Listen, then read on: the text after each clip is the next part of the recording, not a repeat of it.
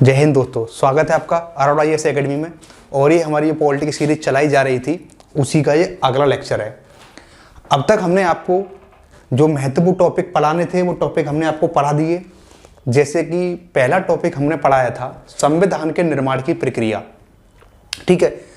दूसरा हमने टॉपिक आपको कराया था उसी के जो संघ राज क्षेत्र, ठीक है, उसमें हमने राज्य के बनाने की प्रोसेस समझाई थी आपको और उसमें बहुत सारी चीज़ें आपको बताई थी। उसके बाद जो हमने अगला लेक्चर आपको कराया था वो कराया था हमने मौलिक अधिकार, ठीक है। तो मौलिक अधिकार को हमने बहुत अच्छे तरीके से कराया है। और यदि आप किसी की मौलिक अधिकार समझने में कोई भी दिक्कत आती है, रिट समझने में कोई भी दिक्कत आती है, तो आप जाके वीडियो देख सकते हो। उसके बाद हमने अगला कराया था राज्य के नीति निर्देशक तत्व। उसके बाद लास्ट हमारा जो सेगमेंट रहा था वो रहा था मौलिक कर्तव्य, ठीक है। जो हमारे मूल कर्तव्य थे हमने उनको बहुत अच्छे से कराया है, ठीक है। उनको भी आप जाके देखना एक बार। आज हम इसी कड़ी में आज जो हमारा अगला लेक्चर चलेगा वो चलेगा संघ की कार्यपालिका, ठीक है। क्योंकि अब यहां से जो एक्चुअल में जो संविधान कहते हो आप, जिसमें आपको प्रॉब्लम आती है, उस प्रॉब्लम का सॉल्यूशन यहां से मिलेगा आपको। क्योंकि आपने देखा होगा अधिकांश जो क्वेश्चन बनते हैं वो राष्ट्रपति, मंत्रिपरिषद, उपराष्ट्रपति, मुख्यमंत्री, प्रधानमंत्री, यहीं से ज़्यादातर क्वेश्चन यहीं से घूमते हैं। संसद से क्वेश्चन आते हैं, लोकसभा, ठीक है, राज्यसभा, विधानमंडल से क्वेश्चन, विधानसभा से क्वेश्चन पूछे जाते हैं। तो ये सब सारे सेगमेंट है ना, बहुत आसान है।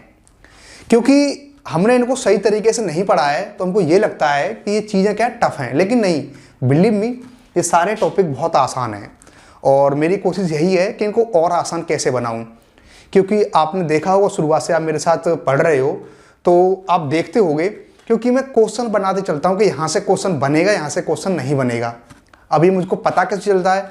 मुझको ये पता चलता है जो अब तक जो एग्जाम हो चुके हैं उन एग्जामों को मैंने एनालिसिस किया है अपने स्तर पर और उनका पैटर्न देखा है। तो यूपीएससी में क्वेश्चन किस प्रकार के पूछे जा रहे हैं, IAS में, PCS में कैसे क्वेश्चन पूछे जा रहे हैं, और जो अदर एग्जाम हैं उनमें क्वेश्चन किस प्रकार के पूछे जा रहे हैं।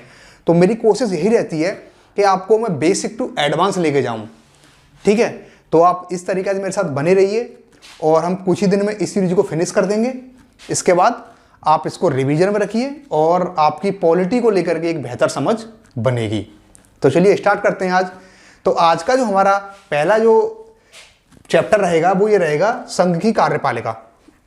अब देखो, आपको एक प्रॉब्लम आएगी इसमें। प्रॉब्लम कैसी? प्रॉब्लम नहीं है वो, प्रॉब्लम ये तो कि प्रॉब्लम मुझे लग रही थी जब मैं आपको जिस PDF से करा रहा था उस PDF में क्वालिटी नहीं आ रही थी। कारण क्या है उसका कि यदि हमने जो हमारे पास क्या थे, हमारे पास ओरिजिनल फाइल थी, उनको PDF में कन्वर्ट किया था हमने, और PDF में कन्वर्ट करने के बाद उसका जो साइज और क्वालिटी बहुत कम हो जाती है। तो मुझे भी देखने में प्रॉब्लम आती थी और आपको तो प्रॉब्लम आती ही होगी। तो इस चीज़ का हमने एक सॉल्यूशन ढूंढा। हमने कहा हम आपको ओरिजिनल फाइल से पढ़ाएंगे, ठीक है। और जो समझाने वाला पोर्शन होगा मैं उसको आपसे अलग से इसी में कराऊंगा, लेकिन मैं टिक करने में मुझे दिक्कत आएगी। लेकिन इससे ये फायदा होगा कि आप इससे नोट्स बना सकते हो, आसान, आपको दिखने में स्पष्टता होगी, आपको कोई भी दिक्कत नहीं आएगी। तो इसी चीज को देखते हुए हमने ओरिजिनल पिक्चर को लिया है और ओरिजिनल पिक्चर के माध्यम से हम आज कराएंगे। अब देखो, अब हम राष्ट्रपति को पढ़ने से पहले मैं आपको बता दूं, देखो, यदि आपको कुछ भी नहीं पता है, यानी कि मौलिक अधिकार तक आपने पढ़ लिया है, और मौलिक अधिकार के बाद यदि आपको संविधान को लेकर अगर थोड़ी सी भी दिक्कत है तो आपको कुछ नहीं। देखो, हमारा क्या रहेगा, आज हम शुरुआत करेंगे संघ की कार्यपालिका। संघ की कार्यपालिका, संघ की कार्यपालिका, कार्यपालिका, ठीक है। संघ की कार्यपालिका में अब हमको पढ़ना क्या क्या होगा, क्योंकि देखो आपने क्या होगा, आपने इतर बितर से पढ़ लिया होगा, लेकिन मेरी कोशिश यही है कि मैं आपको एक बहुत अच्छे तरीका से एक सिस्टम से चीजें कराता चलूं। तो देखो, संघ की कार्यपालिका में आपको करना क्या क्या है।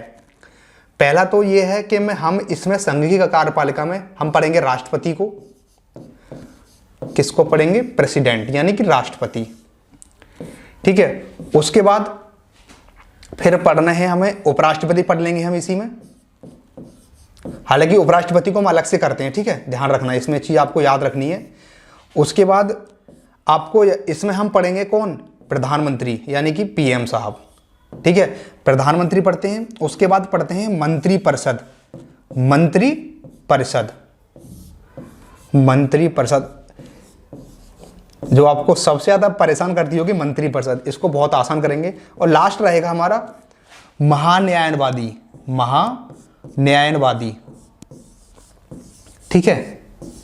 तो ये चीज हमारी प्राथमिकता रहेगी, क्योंकि देखो मैं आपको इसमें अगर दिखा दूं इसमें, क्योंकि इसमें जो हमारा रहेगा ना, इसमें संघ की जो शुरुआत, ध्यान रखना शुरुआत में क्वेश्चन यहां से ही बनने शुरू हो जाते हैं। आपसे वो पूछ लेगा कि जो संघ की कार्यपालिका होती है उसमें कौन कौन शामिल होता है, ठीक है। तो वो वाली चीज आएंगी इसमें। अब हमने कौन कौन ले लिए, राष्ट्रपति जी ले लिए, उपराष्ट्रपति, प्रधानमंत्री, प्रधानमंत्री की मंत्री परिषद और महान्यायवादी। ये सारे लोग मिलकर क्या बनाते हैं, संघ की जो केंद्र की जो कार्यपालिका होती है उसका निर्माण करते हैं। अब आपको मैं थोड़ा और अच्छे तरीके से समझाऊं। देखो हम देखते होंगे आप कि जो कानून बनाने वाली संस्था जिसको हम संसद बोल देते हैं, और जो कानूनों को जो लागू करती है उस संस्था को बोलते हैं हम कार्यपालिका, ठीक है। तो ध्यान रखना, पहले हमारा पोर्शन क्या है, संघ की कार्यपालिका पढ़ेंगे हम।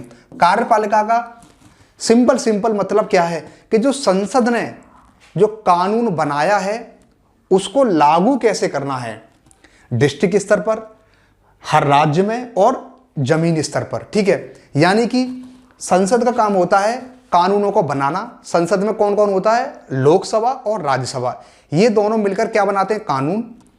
दोनों अपनी सहमति दे देते हैं, उसके बाद राष्ट्रपति जी इस पर हस्ताक्षर करते हैं और कानून बन जाता है।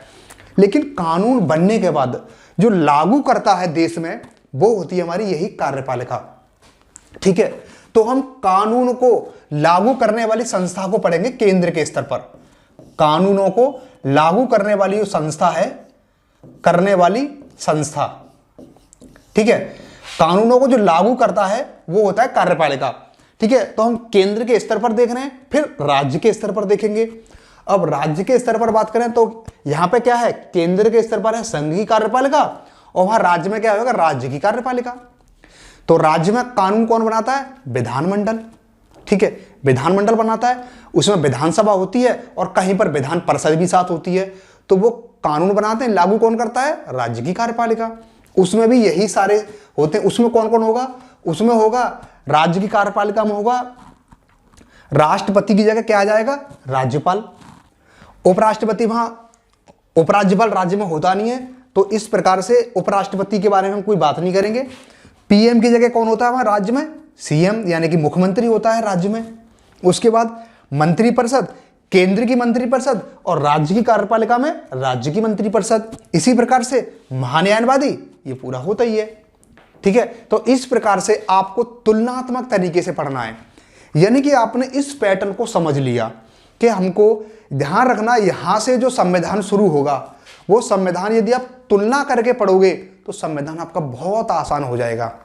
और विश्वास करिए आप, जब पॉलिटी खत्म होगी तो आपको रटने वाली समस्या थी वो खत्म हो जाएगी, क्योंकि आपने मेरे साथ राष्ट्रपति पढ़ा, वहां राज्य में राज्यपाल पढ़ा, दोनों को तुलना किया, कुछ कुछ अंतर होता है, ज्यादातर अंतर नहीं होता है। यहां पर हमने केंद्र में क्या पढ़ा, प्रधानमंत्री पढ़ा, वहां किसे पढ़ेंगे हम, मुख्यमंत्री पढ़ेंगे।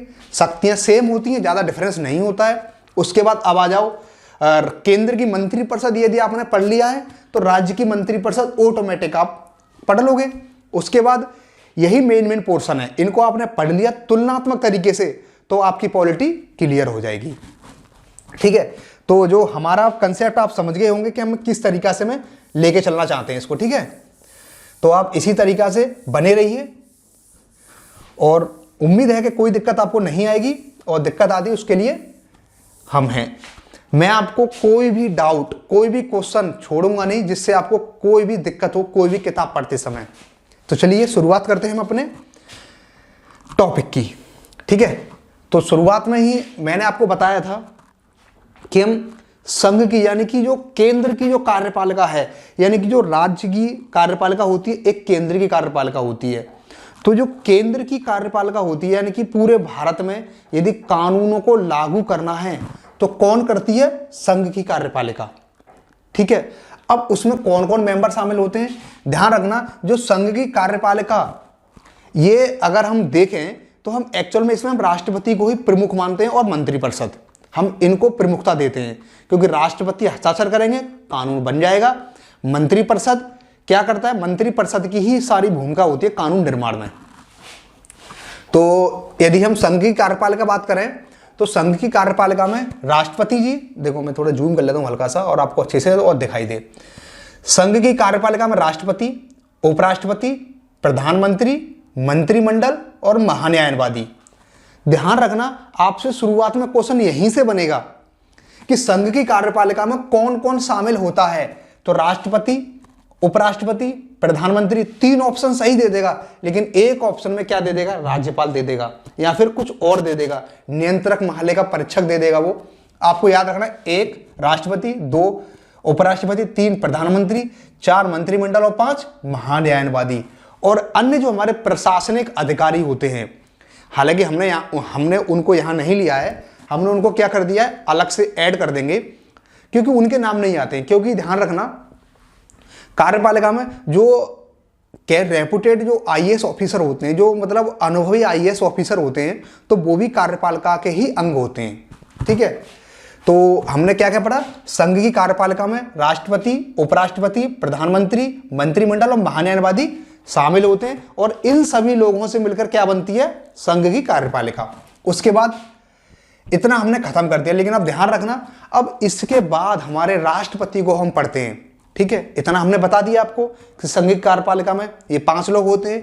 इसके बाद अब हम एक एक करके पढ़ते हैं। तो पहले हम लेंगे किसको, राष्ट्रपति जी को लेते हैं।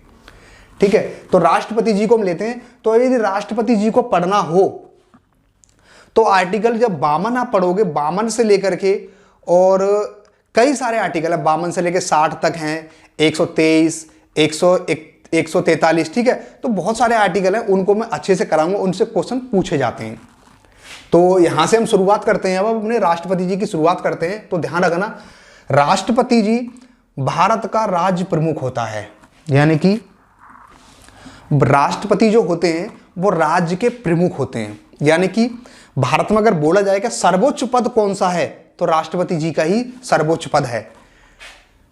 और यदि हम पूछें कि राजनीतिक प्रमुख कौन होता है, हमारे भारत का राजनीतिक प्रमुख कौन होगा, वो होंगे हमारे प्रधानमंत्री।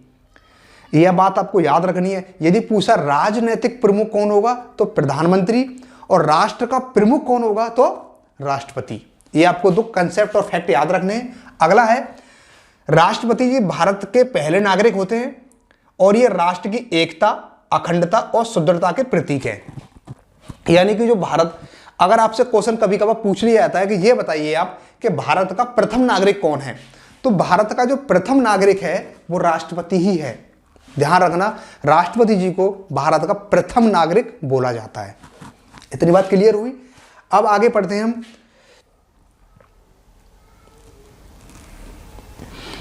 क्रम से जो अनुच्छेद हैं, जैसे कि अनुच्छेद 52 क्या कहता है, 53 क्या कहता है, 54 क्या कहता है, 55 क्या कहता है, 56, 57, 58, 59, 60। ठीक है, तो ये आर्टिकल मैं आपको सबसे लास्ट में कराऊंगा। पहले आप कंसेप्ट और फैक्ट को समझ लो, क्योंकि फिर आप रटने में, समझने में उलझन होगी आपको। तो मैं आर्टिकल जो राष्ट्रपति से संबंधित महत्वपूर्ण आर्टिकल हैं वो मैं आपको इसके बाद कराऊंगा। और आप बिल्कुल चिंता मत करिए, कुछ छोड़ेंगे नहीं, हम अच्छे से लेके चलेंगे सारी चीजें। अब बात आती है कि यहां से भी क्वेश्चन बनता है कि राष्ट्रपति का जो निर्वाचन होता है, राष्ट्रपति के निर्वाचन में कौन कौन लोग भाग लेते हैं। यानी कि अब बात आती है कि भाई ये तो बात है कि चलो राष्ट्रपति जी भारत के पहले नागरिक हो गए, लेकिन अब बात यह आती है कि जो राष्ट्रपति का यदि हमें निर्वाचन करना हो तो उसमें कौन कौन वोट डाल सकते हैं। क्या भारत का जो हर नागरिक वोट डाल सकता है, यानी कि जिसकी आयु 18 वर्ष है, क्या वो व्यक्ति वोट डाल सकता है राष्ट्रपति को? तो ध्यान रखना, नहीं। यानी कि आम नागरिक को राष्ट्रपति को चुनने का कोई अधिकार नहीं है। यहां पर कुछ आम नागरिक द्वारा चुने हुए कुछ लोगों द्वारा राष्ट्रपति जी का चुनाव होता है। लेकिन अब वो लोग कौन कौन होते हैं, सोचो। अब देखो, जिन व्यक्तियों को राष्ट्रपति जी को चुनने का अधिकार होता है वो 2 पर्सन होते हैं। कौन कौन? एक तो होते हैं सांसद, ठीक है, कौन? निर्वाचित सांसद, यानी कि हमने जिनको चुना है। और दूसरा पर्सन कौन होगा, वो होगा MLA, मतलब विधायक, मतलब जिनको हमने चुनकर भेजा है। यानी कि जो राज्य में जो विधायक होते हैं और सांसद होते हैं, ये लोग राष्ट्रपति के चुनाव में पार्टिसिपेट करते हैं, इनके अलावा और कोई पार्टिसिपेट नहीं करता है। अब हम पढ़ेंगे कौन कौन व्यक्ति होते हैं। तो राष्ट्रपति के निर्वाचन की बात करें तो पहला क्वेश्चन यही है, राष्ट्रपति जी का निर्वाचन होता है जनता द्वारा प्रत्यक्ष रूप से नहीं होता है। यानी कि जो राष्ट्रपति जी का जो निर्वाचन होता है वो जनता द्वारा प्रत्यक्ष रूप से नहीं होता, यानी कि जनता नहीं चुनती राष्ट्रपति जी को, राष्ट्रपति जी का चुनाव अप्रत्यक्ष रूप से होता है। ठीक है, अगला है राष्ट्रपति का निर्वाचन मंडल के सदस्यों द्वारा जिनमें निम्नलिखित लोग शामिल होते हैं। यानी कि अब जो राष्ट्रपति को चुनना है तो उसमें कौन कौन से लोग शामिल होंगे, यहां से क्वेश्चन बनता है। यूपीएससी में भी क्वेश्चन आ चुका है, पीसीएस में मल्टीपल बार आ चुका है और अदर एग्जाम में भी क्वेश्चन बार बार पूछा जाता रहा है, इसलिए इस पर आपको स्टार लगा लेना है। ठीक है, कौन कौन लोग शामिल होते हैं राष्ट्रपति के चुनाव में, तो पहला है संसद के दोनों सदनों के निर्वाचित सदस्य। अब संसद के दोनों सदनों के निर्वाचित सदस्य का मतलब क्या है, यानी कि देखो आपको थोड़ा समझाता हूं। यहां पे मैं, यदि आपने देखा होगा यह राष्ट्रपति जी का चुनाव है, ठीक है, अब संसद के यहां पे निर्वाचित सदस्य की बात हो रही है, संसद के निर्वाचित सदस्य। ठीक है, निर्वाचित सदस्य।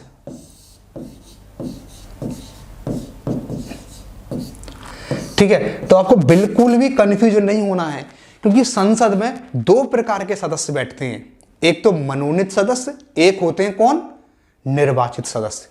ध्यान रखना, संसद में दो प्रकार के लोग होते हैं, एक होते हैं निर्वाचित और एक होते हैं मनोनीत। तो ध्यान रखना, जो मनोनीत सदस्य होते हैं उनको राष्ट्रपति जी खुद चुनते हैं। राज्यसभा में जो 12 सदस्यों को राष्ट्रपति जी चुनते हैं वो होते हैं मनोनीत सदस्य, और जो बाकी सदस्य बचते हैं लोकसभा और राज्यसभा में, वो चुनकर जाते हैं, उनको क्या बोलते हैं हम, MP। ठीक है, जो सांसद बोल देते हैं हम हिंदी में, मेंबर ऑफ पार्लियामेंट। ठीक है, सांसद। तो एक बात क्लियर हुई यहां पर, क्या बात क्लियर हुई एक बात ये क्लियर हुई, यानी कि राष्ट्रपति के चुनाव में केवल निर्वाचित सदस्य ही भाग लेंगे, यानी कि जिनको जनता ने चुना है। यदि आप किसी भी राज्य से हो, किसी डिस्ट्रिक्ट से हो, तो आपको पता होगा आपके यहाँ का सांसद कौन होगा, तो आपने जिस सांसद को आपने चुना है वही व्यक्ति राष्ट्रपति के चुनाव में भाग लेगा। बस इतना कंसेप्ट याद रखो। उसके बाद अगला कौन है, अब ये तो होगी हमारी राज्यसभा और एक होगी हमारी लोकसभा। ठीक है, तो लोकसभा के सांसद, ठीक है, इधर ये राज्यसभा के सांसद। ठीक है, ये निर्वाचित, ध्यान रखना, जो लोकसभा के जो सांसद होते हैं, जो MP होते हैं, उनको तो जनता चुनती है प्रत्यक्ष रूप से, लेकिन जो राज्यसभा के जो सांसद होते हैं उनको जनता नहीं चुनती, उनको वहां का जो MLA होता है वो चुनकर भेजता है राज्यसभा में। क्लियर हुई बात? चलो दोबारा बताता हूं। यानी कि सपोज करो राज्यसभा में 245 मेंबर हैं, ठीक है, इन 245 मेंबर में अब जो कोई भी मेंबर आएगा, ठीक है, यानी कि लोकसभा में तो हमने जिसको चुनकर भेज दिया। आपने देखा होगा सांसद के जो वोट होते हैं उनमें जनता प्रत्यक्ष रूप से भाग लेती है, लेकिन जो राज्यसभा के चुनाव होते हैं उसमें जनता वोट नहीं डालती है, उनमें वोट देने का अधिकार केवल और केवल विधायक को होता है। यानी कि जिस राज्य का विधायक होगा वो क्या करेगा, अपने प्रतिनिधि को चुनकर कहां भेजेगा, राज्यसभा में। तो एक बात क्लियर हुई, यानी कि जो लोकसभा के जो सदस्य होते हैं उनका चुनाव प्रत्यक्ष रूप से होता है और जो राज्यसभा के सदस्यों का चुनाव अप्रत्यक्ष रूप से होता है, यानी कि संबंधित राज्य के विधायक, ठीक है, जो MLA होते हैं वो चुन करके भेजते हैं राज्यसभा में। ये बात क्लियर हुई। देखो मैं आपको डिटेल में और बताऊंगा आगे, लेकिन यहां पे आपको बस इतना मोटा मोटा याद रखना है कि लोकसभा और राज्यसभा के निर्वाचित सदस्य भाग लेंगे। एक बात क्लियर हुई यहां पे। इसके बाद अगला कौन, अगली बात थी इसमें, अगला कौन था, अगला था राज्य विधानसभा के निर्वाचित सदस्य। ठीक है, राज्य की विधानसभा के निर्वाचित सदस्य, यानी कि अब हम राज्य की बात कर लेते हैं। ठीक है, क्योंकि भाई राष्ट्रपति जी पूरे देश के हैं ना, तो राज्य की विधानसभा, ठीक है, थोड़ा हिंदी ऐसी ही है, इस पर थोड़ा ज्यादा ध्यान मत देना, ठीक है। राज्य की विधानसभा, क्योंकि हमने क्या है, हमने एमएलए को चुन करके भेजा है। ये राज्य के चुने हुए एमएलए भी राष्ट्रपति के चुनाव में भाग लेते हैं, ठीक है। कोशिश करता हूं कि आपको समझ में आ गया होगा। इतनी बात क्लियर हुई। अब इसके बाद अगर और हम देखते हैं इसमें हल्का सा, यदि हम थोड़ी और बात करें, क्लियर हुआ। संसद के दोनों सदनों के निर्वाचित सदस्य क्लियर हुए, यानी कि जो राज्यसभा के 12 सदस्य होते हैं मनोनीत, वो राष्ट्रपति के चुनाव में भाग नहीं लेते हैं। अगला है राज्य के विधानसभा के निर्वाचित सदस्य, क्लियर हुआ। जैसे कि आपने जिनको विधायक बनाया है वो भी राष्ट्रपति के चुनाव में भाग लेते हैं। अगला कौन है, केंद्र शासित प्रदेश दिल्ली व पांडिचेरी विधानसभा के निर्वाचित सदस्य, यानी कि अब तीसरा पर्सन कौन है भाई, तो देखो तीसरा पर्सन है, दिल्ली में विधानसभा है और पांडिचेरी में विधानसभा है, ठीक है। तो इनके जो विधानसभा के जो एमएलए हैं वो भी राष्ट्रपति के चुनाव में भाग लेते हैं, लेकिन और कोई केंद्र शासित प्रदेश का व्यक्ति राष्ट्रपति के चुनाव में भाग नहीं लेगा।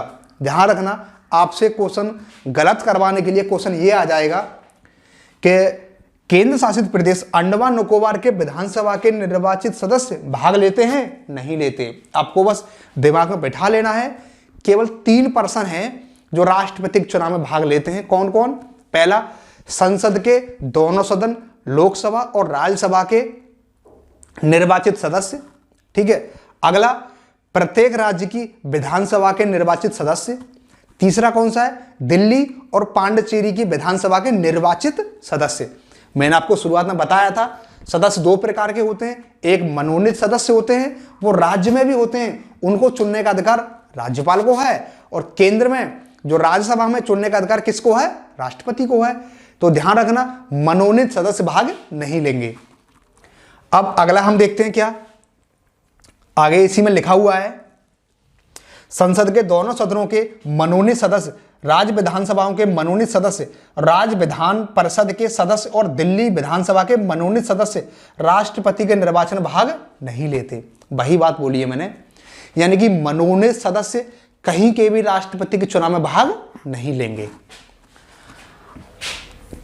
यह बात क्लियर हुई। अब यहां पे क्या है कि जो राज्य की विधानसभा के जो सदस्य जब राष्ट्रपति को चुनते हैं तो उनके वोट की वैल्यू क्या होती है, और जो संसद का सदस्य यानी कि जो सांसद होता है उसके वोट की वैल्यू क्या होती है। यहां से क्वेश्चन नहीं आएगा, कंसेप्चुअल है, ठीक है। मैं आपको बता देता हूं, एक मत का मूल्य बराबर राज्य की कुल जनसंख्या अपॉन राज्य विधानसभा के निर्वाचित सदस्य इंटू 1/1000। इस प्रकार से इनका पूरा प्रोसेस निकल आता है, ठीक है। इससे क्वेश्चन नहीं बनेंगे तो हम आगे बढ़ते हैं। इसके अलावा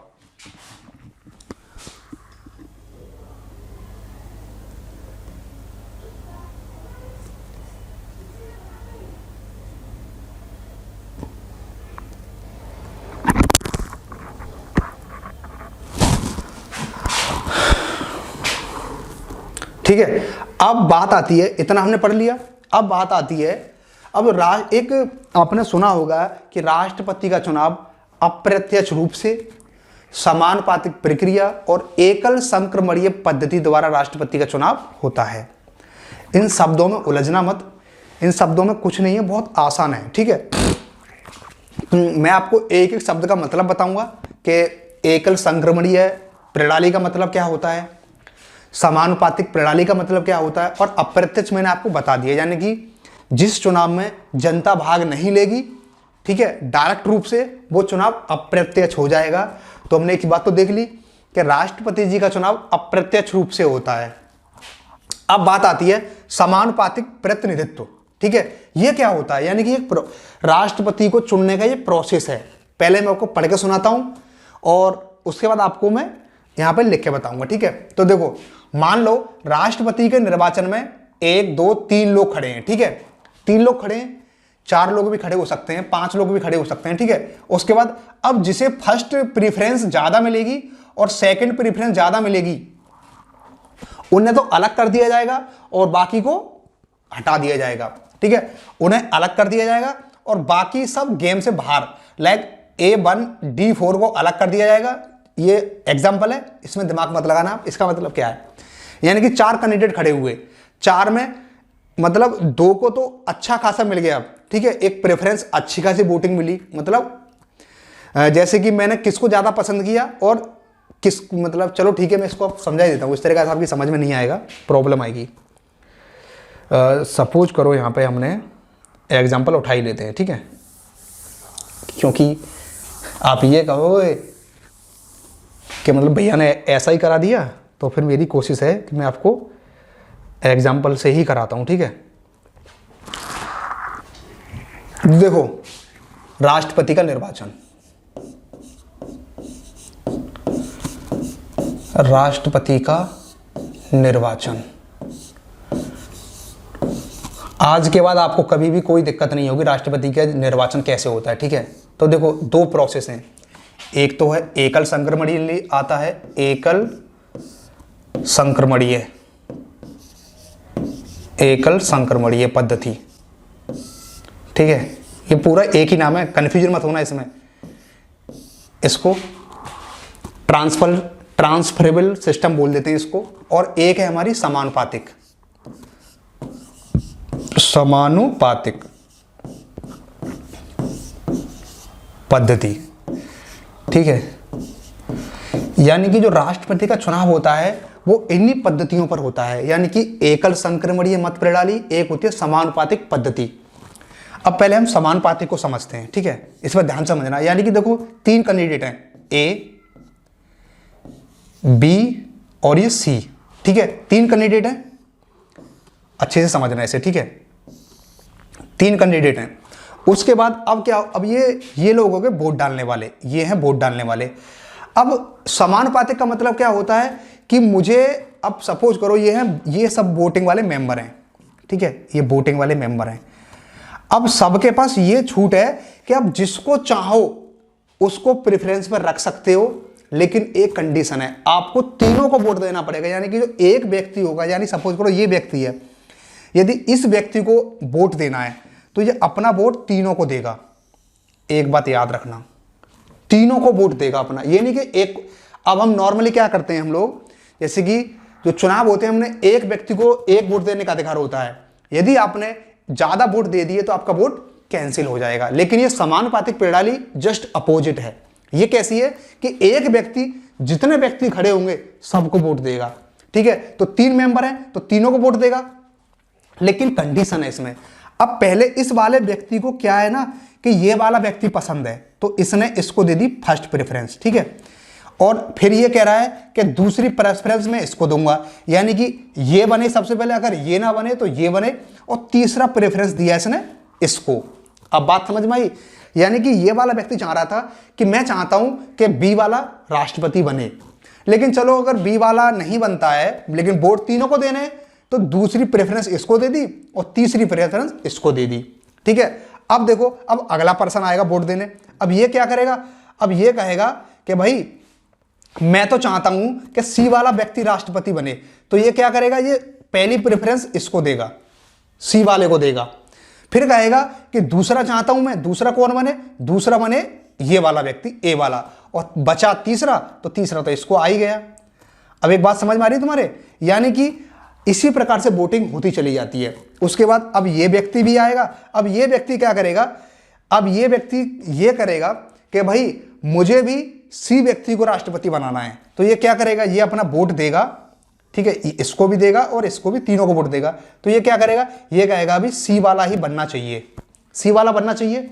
उसके बाद फिर ये क्या करेगा, ये अपना प्रेफरेंस इसको भी देगा, तो ये कहेगा कि इसको बनना चाहिए, इसको दूंगा, ये दूसरे नंबर पर बनना चाहिए। अब बचा एक वोट मैंने इसको दे दिया, यानी कि